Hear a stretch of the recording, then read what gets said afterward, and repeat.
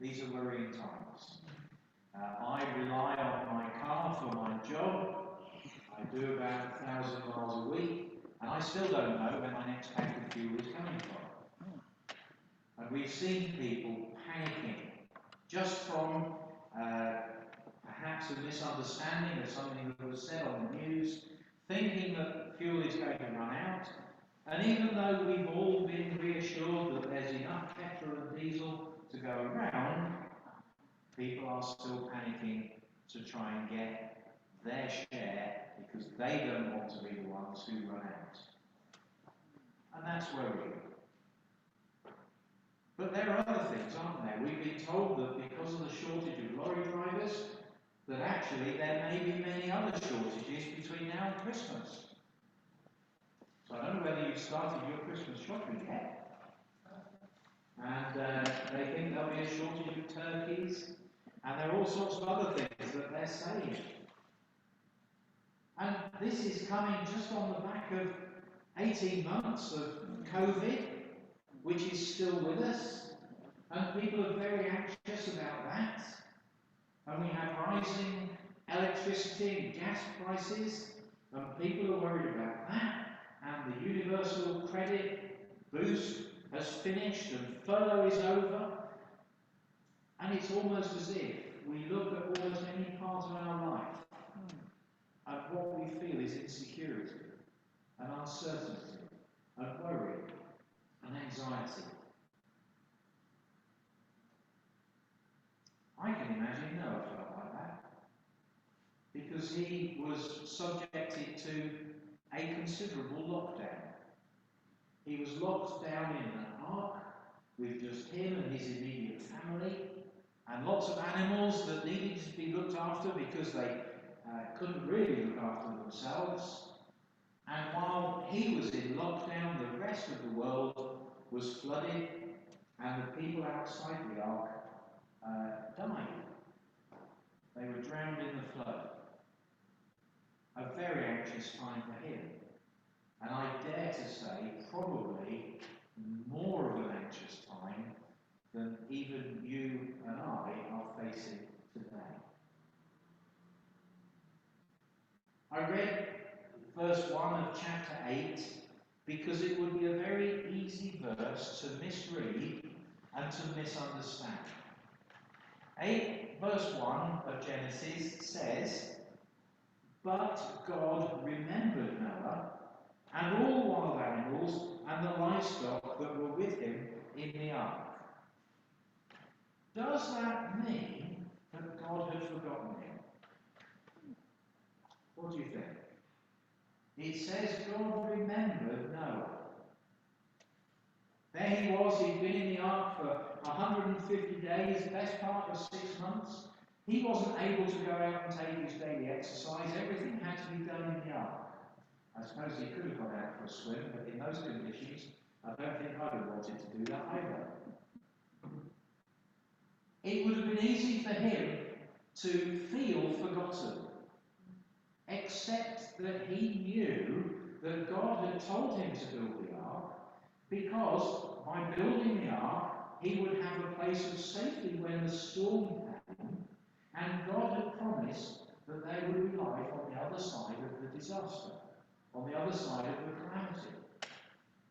But for 6 months, the rain had kept falling, the floodwaters had been over the whole of the earth. And when Noah looked out from the windows of the ark, although there weren't many windows as we know, but if he looked to see, all he would have seen is water. It would have been easy for him to think that he'd been forgotten.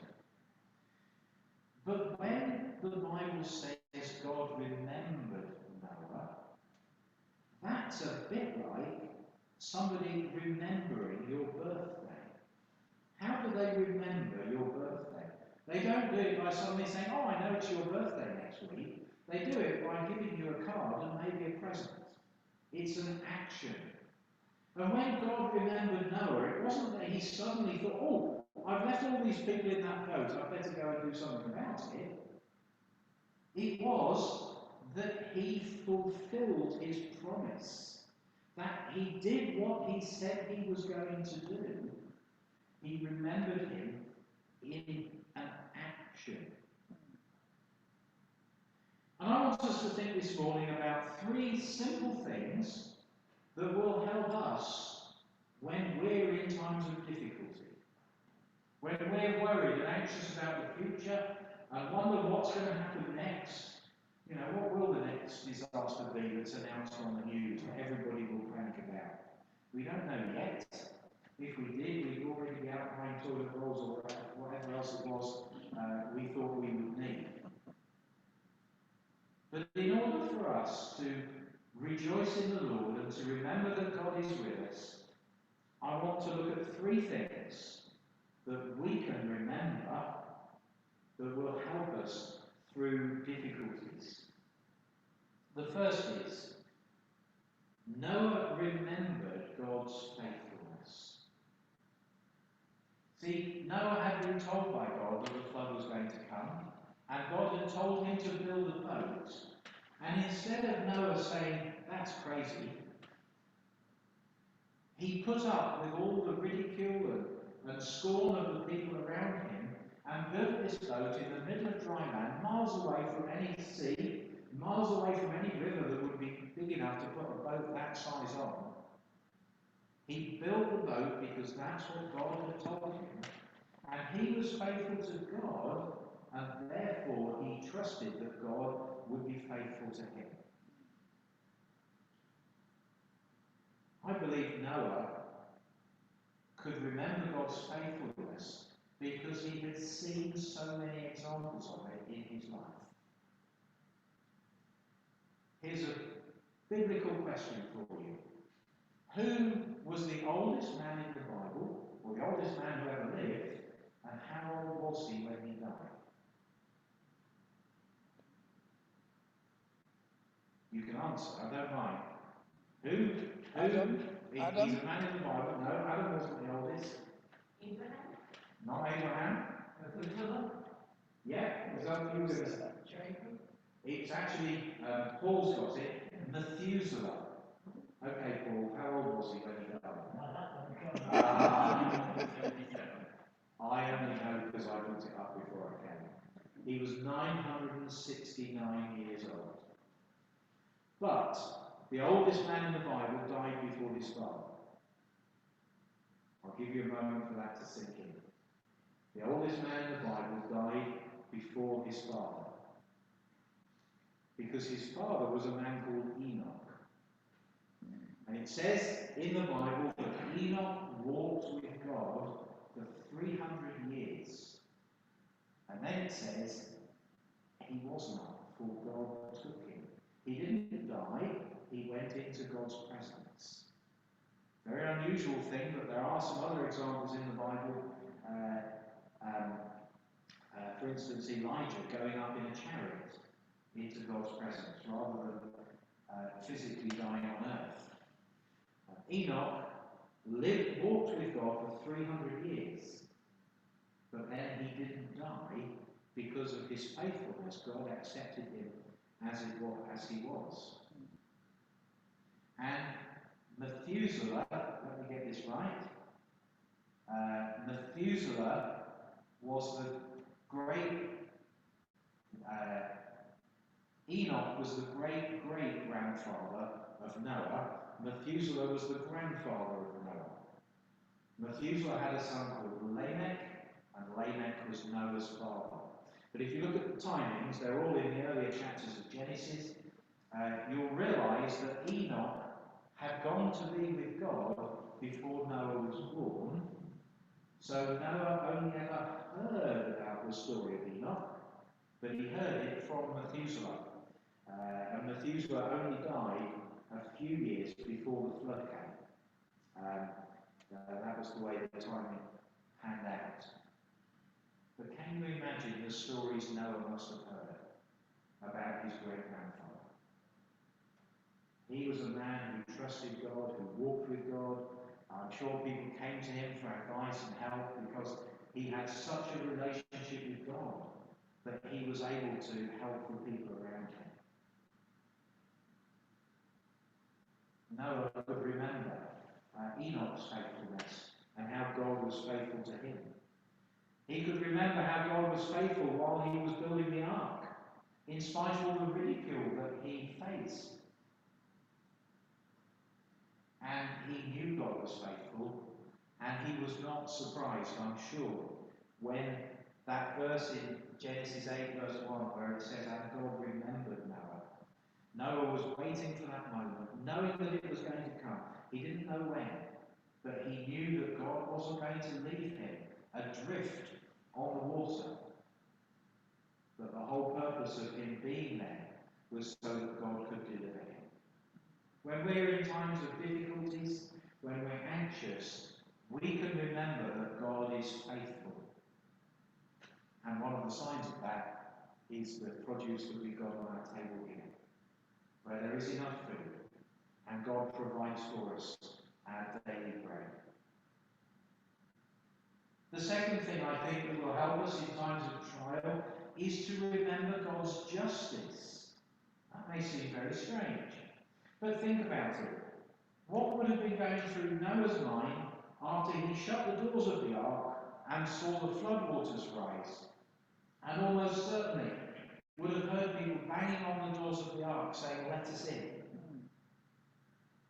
The Bible says it was God who shut the doors of the ark rather than Noah, because God had put his people in a place of safety when his judgment was coming on the world for the wrong that they had done. But God's justice, although it is about God punishing the wicked, it's also about God saving the righteous. When we shared in the communion and we remembered that Jesus died for us so that we could be forgiven, what we're celebrating there is the fact that even though we're no good in ourselves, that because Jesus died for us, when we trust him, we get his righteousness implanted into our lives. It even says that we can have boldness to come into God's presence because of what Jesus Christ has done for us.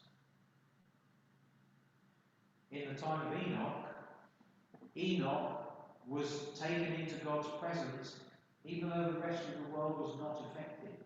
In the time of Noah, Noah was taken to this place of safety, into the ark, but the rest of the world was judged. And in times of trial, in times of anxiety, we can remember that God's justice means as much to us when we trust him, because he has promised to deliver us from evil. It means as much to us as it does mean punishment to those who are not trusted in God.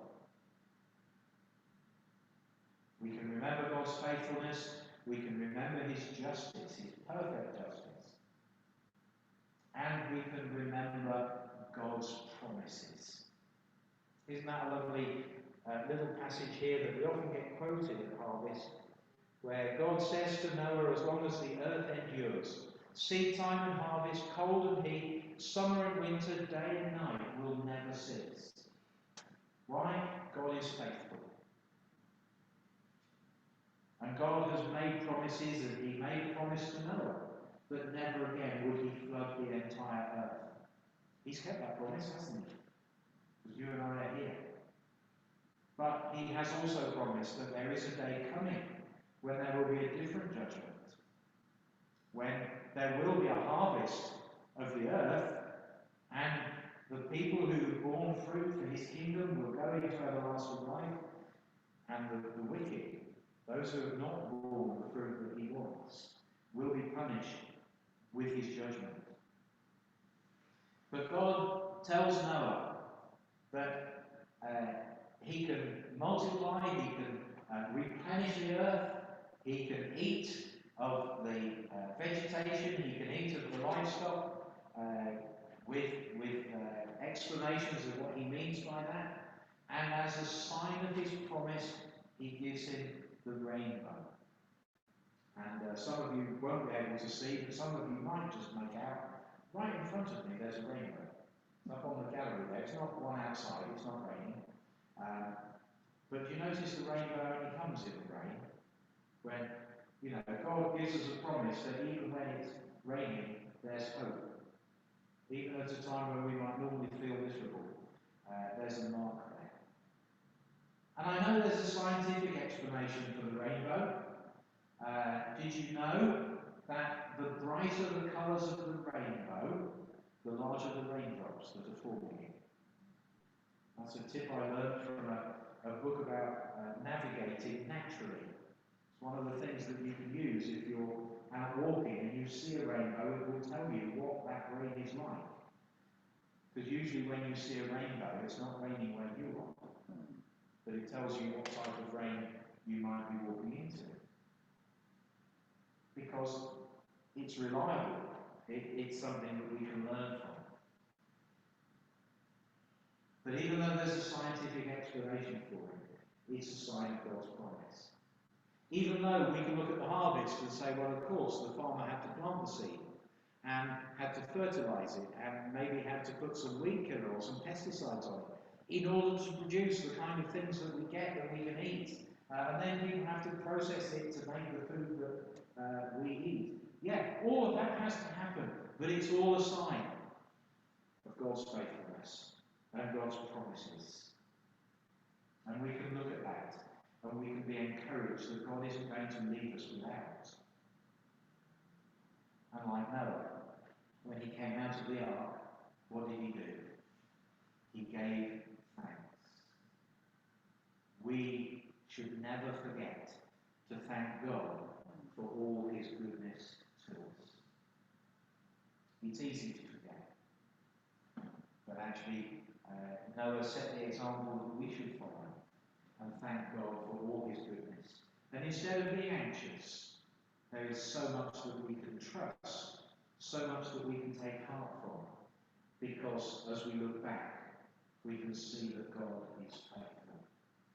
We're going to finish with hymn number 200 in the Mission Praise books. This is 147 in Songs of Fellowship. Great is thy faithfulness, O God my Father. Number 200, and we'll stand to sing.